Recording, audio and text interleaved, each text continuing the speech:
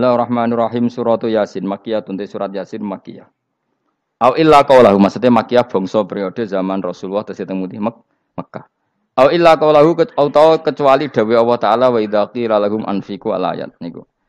Au madaniyatun utawa sebagian ulama darani surat Yasin bangsa napa? Madaniyah. Isnatan iku loro wa samanun lan 80 apane ayatan ayat. Jadi surat Yasin kabeh berjumlah berapa? 82 ayat. Bismillahirrahmanirrahim. Yasin. Ya semua ulama makna Yasin itu makna nama lain dari Rasulullah Muhammad Shallallahu Alaihi Wasallam. Meskipun secara ikhtiyat, secara hati-hati, mufassir biasanya bilang Allah a'lamu bimuradihi bi. Allah a'lamu dat sing pirsa bimuradihi kelan kersane Allah bi iklan Yasin. Tapi kita tahu secara ahwalul ulama, ya saya ulang lagi, kita tahu secara tradisinya ulama tetap mengatakan Yasin maknanya ya Muhammad.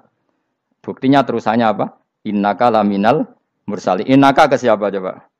Ke Nabi kan, Nabi Muhammad. Berarti Yasin wahai Muhammad kamu adalah mursalin. Apalagi ada istimal yang sudah konsensus seluruh dunia. Misalnya sholatullah, salamullah ala toha rasulillah, sholatullah, salamullah ala Yasin habibillah. Jadi makanya saya berkali-kali bilang, saya pernah ngisi pengajaran tafsir di Madura juga bilang gitu.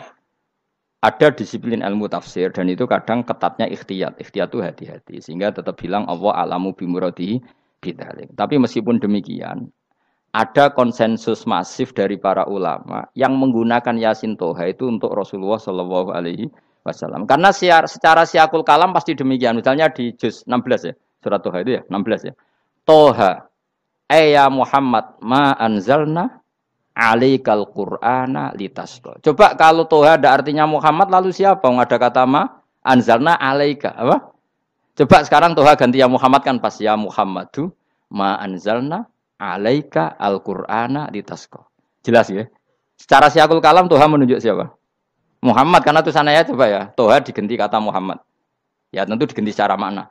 Ya Muhammadu ma anzalna alaikal Qur'ana litasqa. Yasin juga ganti aja. Ya Muhammad demi Quran yang hakim innaka ya Muhammad laminal mursalin. Sehingga meskipun mufassir secara disiplin ikhtiyatnya, kehati-hatiannya bilang innaka laminal apa? Allah a'lamu bimuradihi bidzalik, tapi secara ahwalul ulama tetap Toha dan Yasin adalah ismun min asma'i Rasulillah sallallahu alaihi wasallam. Kayak tadi apa? Salatullah salamullah ala Toha Rasulillah, salatullah salamullah ala Yasin habibillah. Jelas ya. Jadi antara istimalnya ulama itu beda dengan keikhtiyatan mufassir. Dan tentu kita milih yang istimalnya ulama. Karena itu lebih gampang supaya kata alaika khitab itu kena apa? Kena. Mukhatabnya siapa? Terus ketiga kata Ibnu Jarir atau Bari, enggak mungkin Allah mengkhitabkan sesuatu dengan sesuatu yang enggak bisa difahami. Karena orang Arab dan zaman itu paham Yasin adalah Rasulullah, Toha adalah Rasulullah, sehingga ada khitab itu. Buktinya orang kafir zaman itu enggak pernah menyoal gini. Muhammad katanya Quran itu indah, mudah difahami. Ternyata ini ada lafaz-lafaz yang kita tidak paham. Nyatanya orang kafir tidak gugat seperti itu. Itu menunjukkan bahwa penggunaan Toha dan Yasin adalah ma'ruf dan difahami. Paham? Jelas ya? Ya soal nanti ikhtiyat, ya ikhtiyat saja kita ikhtiyat. Paham ya? Tapi tetap difahami. Apa? Tetap difahami. Buktinya jelas kan Toha ma anzalna alaika. Berarti diganti saja apa? Ya Muhammad ma anzalna alaika al-Qur'ana litasqa. Mohon jelas ya. Wal Qur'ani demi Qur'an al-Hakimi kang bijak. Ail muhkami tegese kang kuat utawa kang kukuh. Kukuh maknane indah, bi aji binasmi kelawan keajaibane susunan wa badil ma'ani lan keindahane makna. Innaka saat temne sira ya Muhammad wa Muhammad lamnal mursalin setengah sangking wong sing diutus. Sungguh termasuk wong sing diutus Allah. Ora sekedar diutus ala siratin kowe ing atase jalur to dalan mustaqimin kang jejeg. Uti alaikum ta'alikun ta'aluk bima perkara qabla kang sedurunge iki dawuh. Aitorikil anbiya tegese kowe iku sesuai dalane para-para nabi qabla ka sedurunge sira. Maknane torikil anbiya ya tauhid tegese tauhid wal huda lan petunjuk. Wa taqidu tinau kiti bil qasami lan qasam wa ghairi lan liyane qasam ngrad niku nolak liqaulil kufari marang pengucape wong kafir lagu maring nabi wong kafir komentar ning nabi napa lasta mursala Muhammad iku ora rasul. Terus Allah jawab innaka laminal mursalin. Tanzilal azizi kang kowe iku dadi rasul mergo entuk turunan untuk keturunan Quran sing aziz, sing tanzilal aziz. Kang Quran iku dadi sesuatu sing diturunno Allah sing aziz. Fi mulkihi dalam kerajaane wa ar-rahimi kang welas fi khalqihi lan makhluk Allah. Utai lafat tanzil ku khabar mubtada'in khabar mubtada'. Ya karena Imam Suyuti baca tanzilu sehingga dia nerkepnya mubtada'. Tapi kira kita kan baca apa? Tanzila. Makanya saya berkali-kali ngaji itu sama guru. Imam Suyuti dia itu bacanya tanzilu, makanya dia nerkep jadi khabar. Sementara kira kita tanzila, maka kita nerkep jadi maf'ul mutlaq. Paham ya? Makanya kamu enggak usah bingung iki kok jadi khobar padahal macane tanzila. Utawa ora bingung mergo ora paham pilihane loro tok. Ya. Jadi yang jelas Imam Suyuti itu kadung milih rofa, makanya dia nerkep khobar. Paham ya tanzilu, makanya dia nerkep apa? Khobar. Kalau kita baca kan tanzila, maka itu maf'ul mutlak atau nyimpan kata amdahu. Ayil Qur'an itu kese Qur'an. Khobar mubtada'in muqaddarin. Apa sing kang aran tanzilul aziz ya Qur'anu tentu Qur'an. Qur'anu tujuane ditung dira supaya ngekeki peringatan sira bil Qur'an kauman ing kaum ta'alikun bitanzil. Maung dira kang ora dikeki peringatan sapa abahum bapak-bapak wong akeh elam yung zaru. Tegese ora dikeki peringatan sapa akeh fi zamanil fatra ing dalam zaman fatra. Ya jadi Quran itu gunanya ya membuat logika yang benar supaya orang itu menghindari kesalahan. Jadi menakut-nakuti itu kalau enggak harus tentang neraka, takut dari kesalahan, takut dari kebodohan. Kan kita juga takut kan punya pemimpin yang salah, takut punya kasus, takut kepleset. Ketakutan tidak harus dari neraka. Makanya saya berkali-kali bilang, saya sering dulu dinasihati Mbah Mun, hak, kena kepen alim, ojo sering maca tafsir, mari goblok dari Mbah Mun. Maksudnya mari goblok itu gini, mufassir itu manusia, kadang dia itu satu ayat umum, dia mendiktekan ke satu kasus, padahal kasusnya lebih umum. Makanya berkali-kali sama nani umpama ngene, contohnya ngene, karena nanti itu mengikat. Misalnya gini ya, saya ulang lagi ya. Ben gayamu kayak wong alim. Ini kan malam 23. Saya itu enggak pernah loh ngitung sengaja tadi ini malam 23 kita insyaallah nginjak juz berapa? 23. Ini insyaallah barokah sekali. Tapi rasa Arab-Arab Lailatul Qadar. Biasa wae. Ora kelas e. Wis ben sing entuk Lailatul Qadar ben wali-wali wae. Kene entuk cipratane wis napa cukup. Lah wong traweh arang-arang njaluk. Iya kalau kita mintanya dianggap Allah minta, kalau dianggap ngelama. Coba andekan kapasitas Anda itu RT, minta jadi presiden, itu ngelama apa doa? Tidak jawab saja. Ngelama. Jatah kamu untuk azab, kok jaluknya Lailatul Qadar, itu ngelama apa Anda? Mestinya jalukmu orang untuk azab, itu bagus. Paham ya? Banyak ulama diajak istisqa gak mau. Banyak itu ulama. Ayo istisqa kita karena sudah lama gak hujan. Kata ulama tadi. Jatah kita ini kena hujan batu dari langit. Gak hujan batu sudah bagus. Gak usah minta. Ulama macam-macam. Lah rai-rai ngene iki pantese entuk Lailatul Qadar apa entuk adab ayo jawab. Ayo. Ora entuk adab wis bagus. Yo dadi dongane ya Allah. Ampun jenengan siksa la tu'a khidna. La tu'a khidna maknane njuk Lailatul Qadar apa ora disiksa. Ya makam kita itu masih Rabbana la tu'a khidna. Iku supaya gak disiksa innasina waktu ana kalau kita salah. Kowe kan gak kalau. Wah sudah salah. Jadi donga innasina akhtana sange apikane pangeran wae ditambahin. Kalau kita salah. Kalau kita kan sudah tidak kalau lagi sudah. Sudah jelas salah berkali-kali lagi. Mbok wong diisin. Njulak jaruk Lailatul Qadar gak diisin. Tapi ya oleh wong pangeran apian. Pangeran kan tapi misalnya pangeran ora aku luwe apian timbang aku. Jadi sowe disahno permintaan. Tapi gak dikabulno. Mau disahno tapi ora usah apa? Di sana itu iman jalin dan goblok piye meneh macam-macam. Makanya doa paling fair itu ya Rabbana dzalamna anfusana wa lam taghfir lana wa tarhamna lanakunanna. Makom kita itu di sepuro pangeran.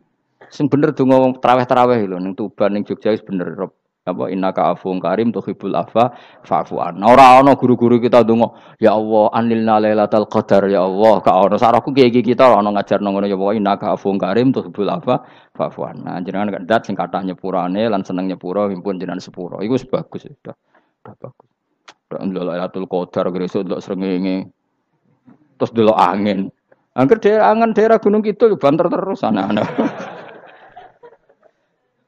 Boy wong tahu diri, maksud kula nggih tetep minta Lailatul Qadar tapi tahu tahu diri. Misalnya suwe bar sedekah, puasa bar salat 1000 rakaat, terus utang di sahur, sampai togo-togo sing mbok dolimi jaluki sepuro.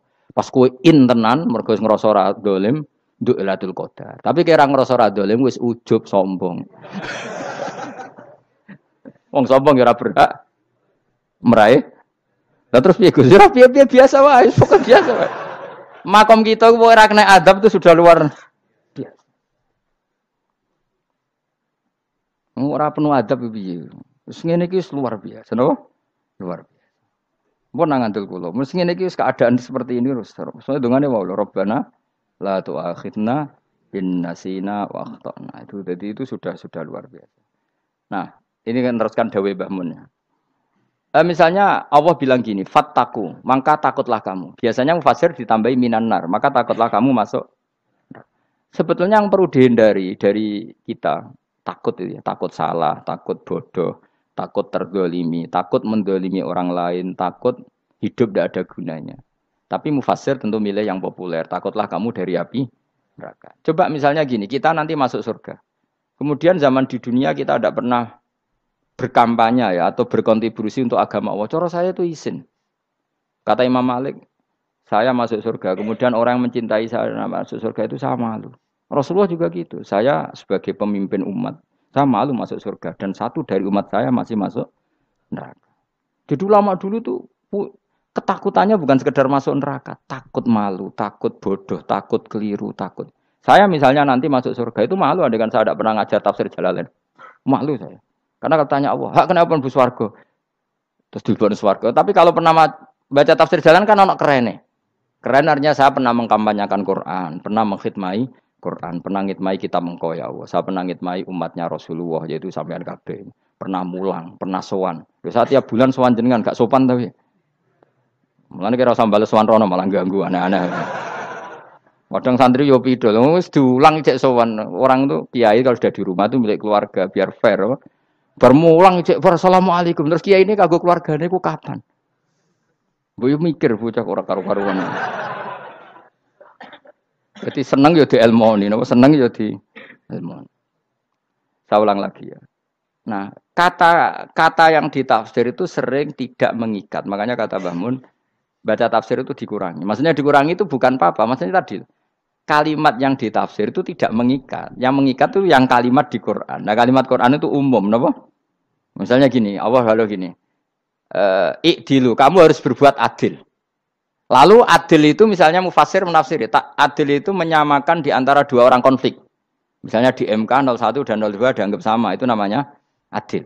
Itu kan dawai mufasir. Atau misalnya gini, Allah bilang gini ke saya, hak kena jadi kiai sing adil. Terus adil ditafsiri orang, adil itu menyamakan sesama murid, haknya sama. Nah, tapi bisa saja adil itu di luar itu semua. Misalnya gini, ternyata adil menurut Allah gini. Adil maknanya seimbang, apa? Adil itu maknanya apa?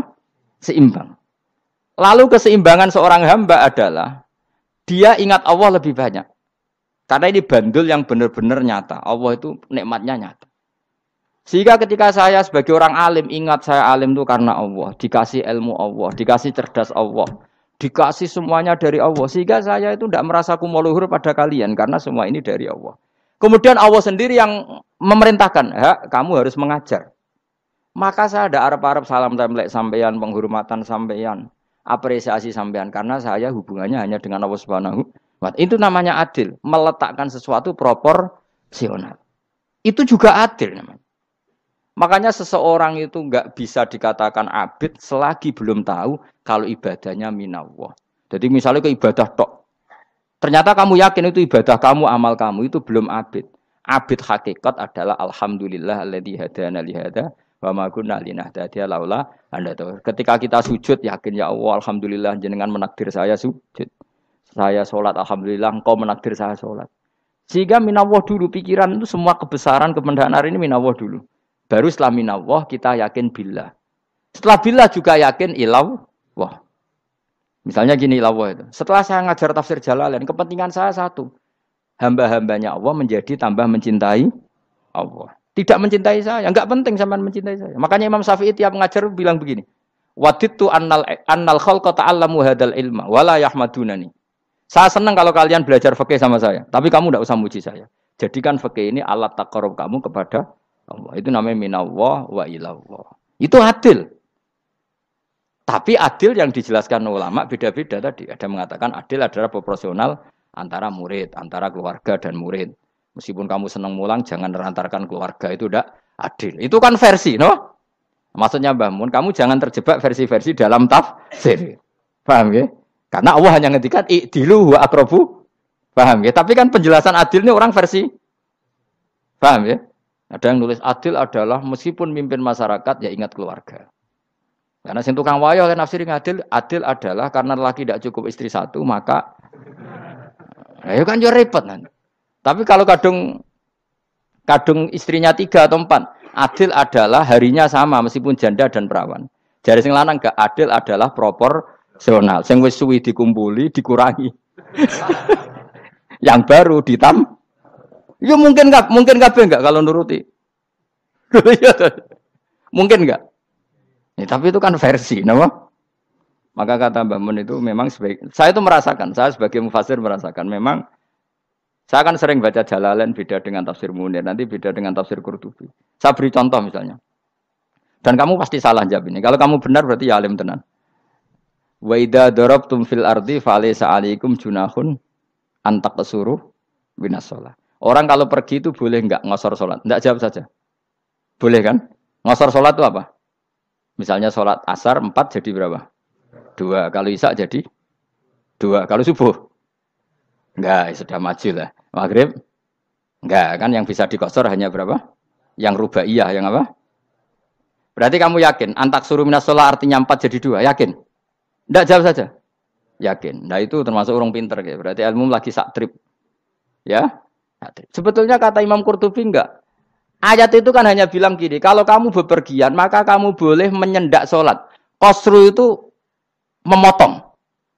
Dari aturan yang dulu 4 menjadi 2. Sebetulnya ada hanya itu tok. Aturan tidak boleh membawa najis menjadi boleh. Aturan harus tumak ninah menjadi tidak harus tumak ninah. Misalnya kamu sholat dalam keadaan perang, wajib tumak ninah apa boleh sambil lari-lari? Boleh sambil lari-lari. Boleh gak ketika perang kamu sholat sambil menghadap tidak ke kiblat? Boleh. Makanya antak suruh minas sholat maknanya apa? Jika kamu pergi, maka dalam konteks itu kan perang ya. Ayat itu memang konteksnya perang. Wong in khiftum ayyaftinakumul ladzina kafar. Jika kamu dalam keadaan perang, maka boleh memangkas apa yang pernah wajib dalam aturan sholat. Paham ya?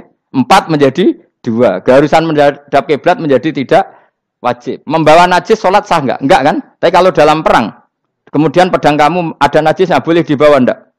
Boleh. Jadi maknanya taksuru a'ammu min ayakuna qasra sholat wa a'ammu min ayakuna wajibati sholat yang sekarang enggak wajib. Semua itu namanya juga meringkas kewajiban. Berarti nak mana nih? Jika kamu dalam keadaan perang maka boleh memangkas sesuatu yang dulu wajib menjadi tidak wajib, yang dulu haram menjadi boleh. Tapi mufassir mencontohkan qasru sholat hanya 4 menjadi 2. Dong ya. Oh ya, nang kaya alim ngono tenan wis dokter tafsir sah. Engko tak iki sudah dhewe. Tapi ora perlu orang lain ngakui.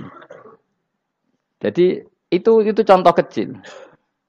Jadi mufassir karena kebetulan dia taunya hanya qasru sholat itu 4 jadi 2, dia itu. Padahal di tafsir lain diterangkan qasru itu artinya menyingkat atau mencendak atau memangkas. Dulu wajibnya sholat itu nggak boleh bawa sesuatu yang najis. Tapi kalau sholat dalam keadaan perang dan pedang kamu ada darahnya, boleh nggak dibawa?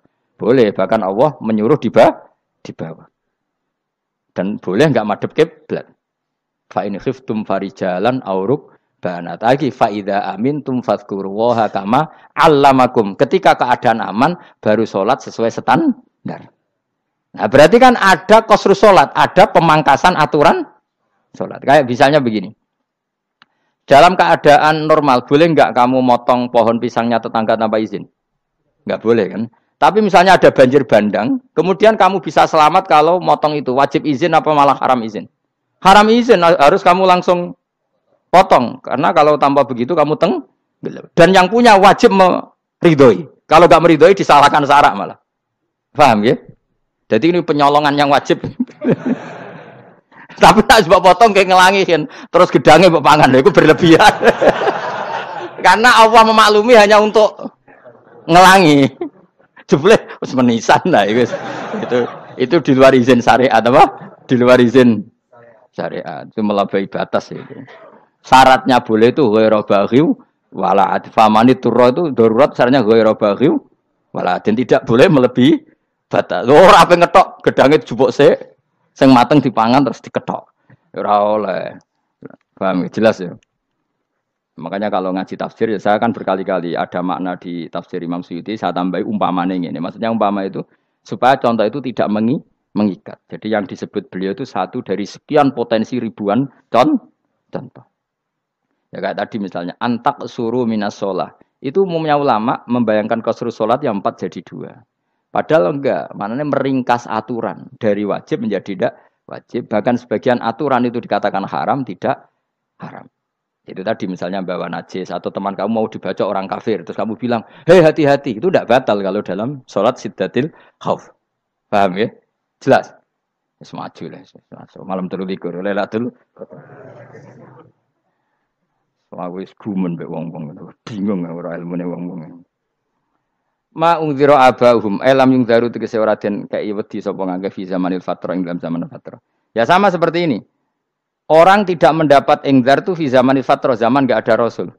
Tentu tidak hanya itu tok. Ada rasul tapi orang itu jauh dari komunitas ulama. Itu juga termasuk orang yang tidak mengalami ingzar. Jadi tidak mengalami ingzar bisa di zaman fatrah.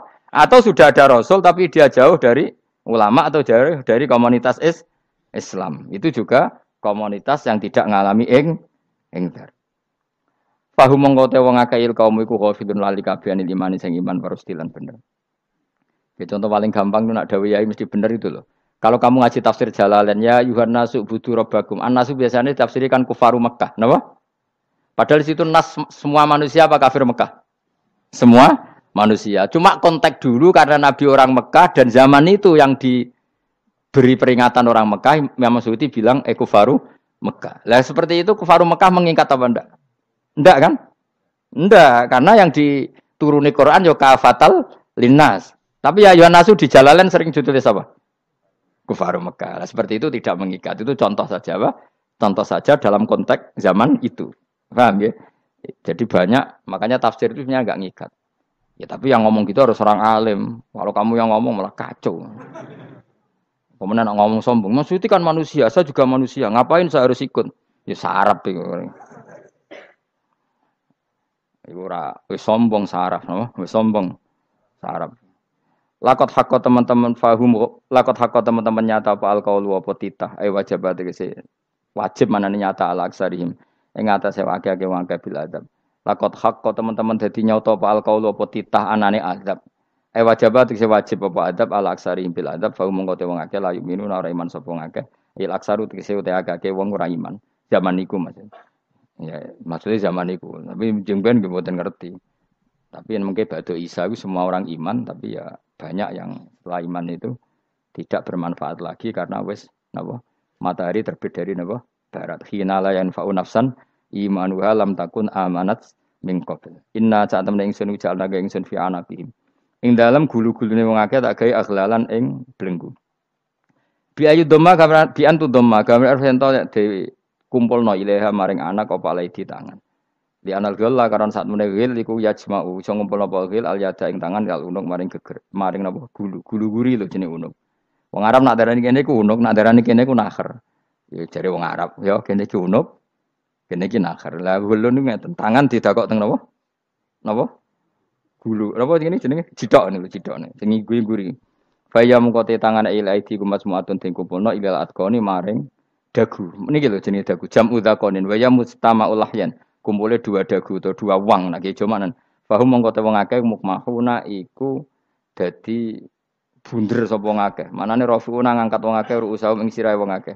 Lastatiuna ora iso mampu sapa wong akeh khudhaha ing ngendhekno ru'us. Menawa dhewe maksudi wa ta iki mutamsilun bayangan, mutamsil gambaran. Mulane kula gumun mbek ulama riyen. Tak contohno ya, nak ulama dhisik ku top. Wong dhisik nak darani bun neraka digludungno. Wong kafir ku sampeyan digludungno ning neraka. Iku ya pancen ngalim tenan ngomong dhisik. Mergo gambarane ngene, ora usah mbok praktekno sampean, praktekno saiki wae. Nak praktekno sampean kowe sampean mlebu neraka. Dadi ngeten, wong nak lungguh ngene lho, wong Arab nak darani iki ason-ason. Terus ngeten. Ngeten. Niki kan niki jenenge apa? Dengkul. Dengkul itu kena dagu, terus tangan kena jidok. Dadi ngeten. Jadi wong wis dalam keadaan bunder. Paham ya? Lah mulane malaikat karek nyaduk terus gludung-gludung ngono. Paham ya? Jadi mergo yo napa? Dengkul nempel dagu, paham ya? Tangan nempel jidok. Terus ditaleni. Paham ya? Terus ya karek gludung dong, mulane wong kuno nak darani bun neraka iku. Oke bayangno saiki sok ben ra usah, gak usah mlebu maksudnya, paham ya? Mulane ape mlayu ora iso, wis posisi ngono, paham ya? Sebenarnya rasa delok, maksudnya itu praktekno saiki. Menang delok kowe. Lah dawuh Imam Suyuti wal muradu te kang den kersakno iku annahum sak temne wong akeh la anu nek ora tunduk sapa wong akeh lil imani maring iman. Wala faduna nek ora tunduk sapa wong akeh ora ndilukno ru'usahum ing sira wong akeh lahu krana iman. Iki tapi dawuh Imam Suyuti. Tentu tidak semua ulama sependapat. Jadi cara Imam Suyuti semua yang dikatakan Quran ini muktamsil. Artinya mereka tidak tunduk, maknanya tidak menerima iman. Ya, tapi itu cara Imam Suyuti. Ulama lain yang mengatakan tidak. Memang orang kafir ketika masuk neraka dalam keadaan seperti itu dan digeludung. Ya tidak apa-apa sama-sama benar. Ya sama-sama benar karena ya Quran itu milik bareng, ya. Milik bersama. Jadi apa ya? Kan banyak kalimat kayak tadi mengkosor solat, meringkas solat. 4 jadi 2 yang meringkas, paham ya? Dari aturan ketat menjadi agak longgar juga meringkas. Jadi semuanya namanya memotong apa? Memotong dari 4 menjadi 2 ya memotong, paham ya? Dari aturan wajib menjadi tidak wajib juga memotong. Nah, itu kan sama-sama benar. Lihat nanti konteksnya. Waja'alna lan gawe sapa ingsun mimpeni aitim sanging ngarepe wong akeh sadan ing tutup. Wa min khalfihim sanging gurine wong akeh sadan ing tutup. Fathis sin sadan wa dhammiha lan dhamai sin sudan fil maudhi'in ing panggonan loro. Faksena mongko ngekeki gelap ingsun ing wong akeh, fa mongko te wong akeh laib sirun ra ningali sapa wong akeh. Tamsilun iki ya contone aidon lisat diturukil iman maring ketutupe dalan iman alih ngatasi kufar. Nak cari maksud kabeh iki mau tamsil. Dadi ngene. Dari depan kami kasih tutup, dari belakang kami kasih tutup, kemudian mereka saya kasih kegelapan. Maka mereka tidak tahu. Mananya apa? Dari arah depan yang mereka enggak ngerti pentingnya iman, dari arah belakang yang mereka tidak ngerti pentingnya iman, maka mereka buta, artinya tidak iman. Itu dari Imam Suyuti. Tamsilun aidon ini hanya perumpamaan lisat diturukil iman, yaitu tertutupnya jalan-jalan iman. Tapi ulama lain mengatakan ya enggak. Memang pernah ada peristiwa di mana orang kafir ngepung Rasulullah dan mereka dari depan matanya dihalangi, dari belakang dihalangi, sehingga ketika Rasulullah keluar mereka tidak melihat. Itu ya nyata. Ya jadi makanya ngaji. Ya. Jadi ben keren. Oh ini ada sekian tafsir. Terus gue ngomong kan kayak wong alim keren. Nah tak kata siapa? Ono rekamane. Tapi yang ora kaji dhewe. Nah tak kata siapa? Ada rekamannya. Lah anak aku takut ada kata siapa Gus tak dudono kitabe. Lah anak gue dudono rekaman. Iku apik zaman akhir ngono wis maju. Sok sing rido Kang. Enak kok Kang dadi orang alim gue enak. Nanti itu dadi wong alim ya rugi. Tadi nanti kan gitu. Syekh Abdul Qadir masuk surga. Entah ini gelombang kedua dan para penggemarnya. Jadi akhirnya sing alim tenan yang mlebu swarga, sing kedua dan para penggemarnya. Iku ora usah alim Kang, cukup penggemar. Jadi aku sebenarnya rugi kan. Gus Pak masuk swarga kedua dan para penggemar. Waduh. Terus jebule padha ae. Iku saking rahmane Allah. Kenapa?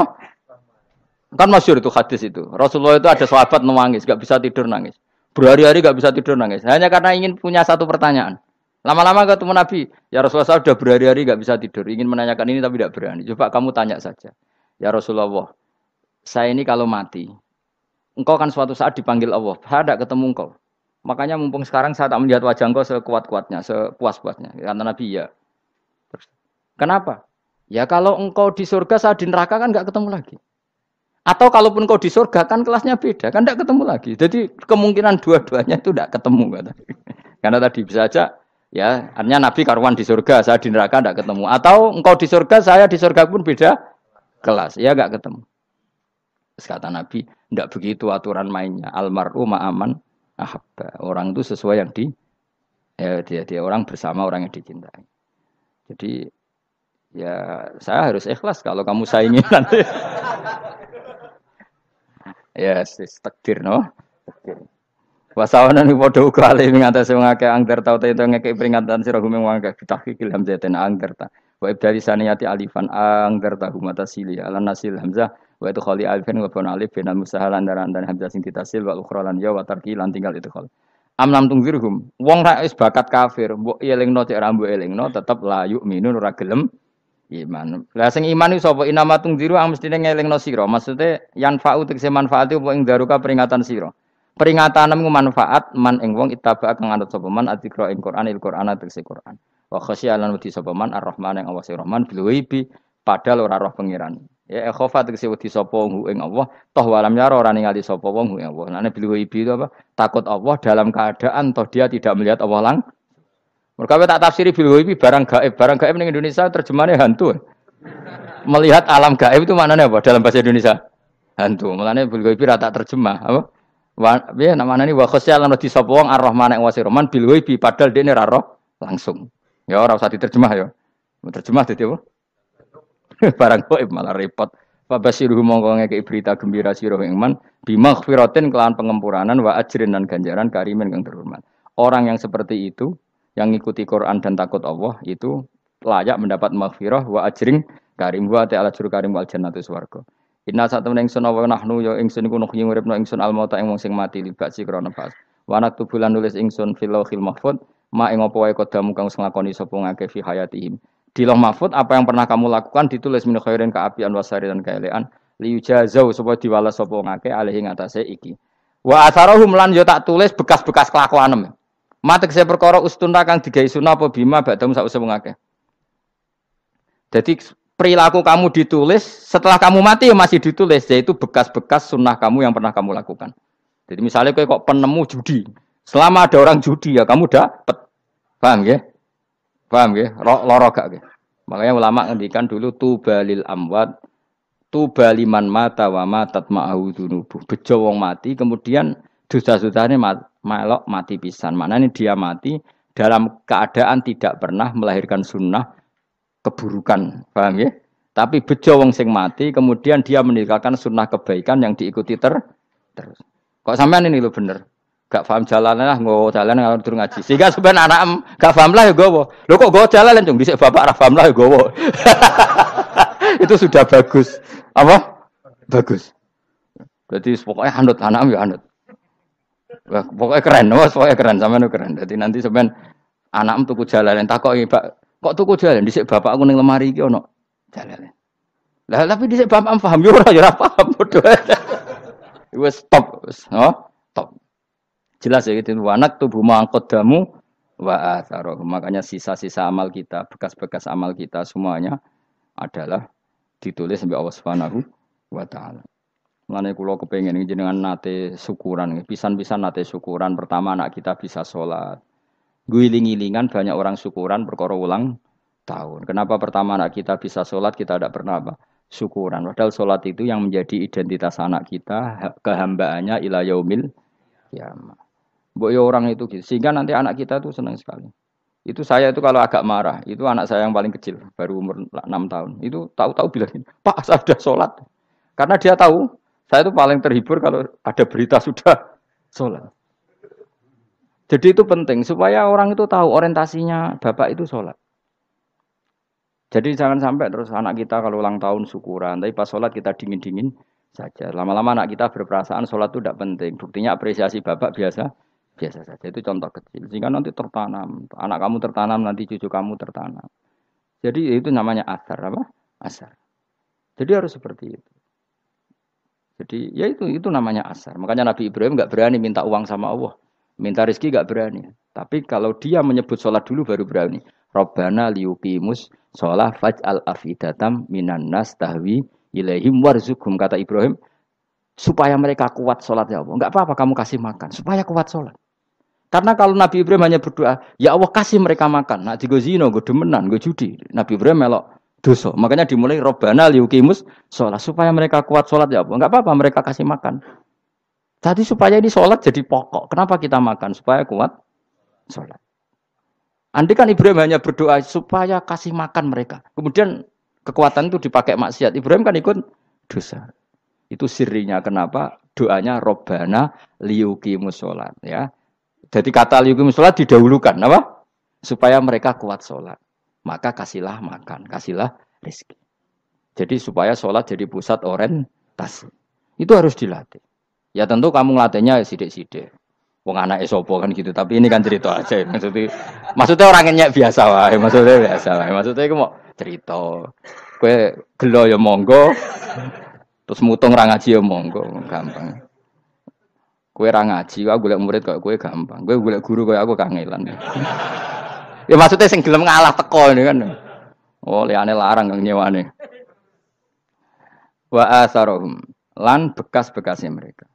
Makanya ketika Ahmad bin Hambal itu ahli hadis karena selagi riwayatnya dia dipakai orang tahu Rasulullah itu karena ahli hadis. Bener yang paling hebat tentu qala Rasulullah. Tapi apa artinya qala Rasulullah kalau enggak diriwayatkan dari ulama sampai kita. Tapi apa artinya sampai kita nak gak ono sing ngalahi maca ngene iki. Burohno maca ngene. Paham nggih? Ayo jajal ketu kitab Musnad Ahmad. Nak ra roh gubedi larang ngono tok. Mergo ora ono sing maca ra roh isine paling kenangan apa? Gudi larang. Tapi baru kayak nasi mojo kemudian bisa. Ini juga asar. Sebenarnya kau oleh niru, nak aku mati ngorek jalan. Oleh niru. Tapi ojo niru sesate. Kau nang jadi karu-karuan. Jadi Imam Suyuti loh. Tafsirku udah di ngono. Udah dirusak kabeh. Wa atharahum mastun nabihi ba'dahum. Kalau suwun nggih dilatih, kalau anak-anak sampean mulai bisa sholat, tunjukkan kalau Anda senang lewat syukuran atau lewat apa. Ya tidak harus besar-besaran. Tunjukkan kalau kamu mengapresiasi secara senang, karena itu identitas kita. Apa identitas kita? Wa kullu shay'in ing saben-saben perkara. Nasobahu bi fi'lin fasir utawa nasbuhu ta nasabe lafat kullu shay'in bi fi'lin lan fi'il yufasir. Nasbuhu ta nasabe lafat kullu shay'in bi fi'lin lan fi'il yufasiru kang nafsiri ing fi'il apa dawuh ahsainahu. Ahsaina kullu shay'in ahsai. Nah, berarti namanya wa kullu shay'in lan ngitung ing saben-saben perkara. Wa kulasain lan ingsun ngitung ing saben-saben perkara. Maknane ahsana tegese ngitung ingsun ing sa. Ndobat nau tegese ngitung ingsun ing sa fi imamin ing dalam catatan utawa ing dalam kitab induk. Imam ku maknane kitab induk mubinin kang jelas. Kitab tegese kitab bayin kang jelas. Wa ta'al kitabul bayin iku Allahul mahfuz lah mahfuz. Subhanallah wa bihamdihi adada khalqihi wa ridha nafsi wa zinata arsyihim dada kalimat.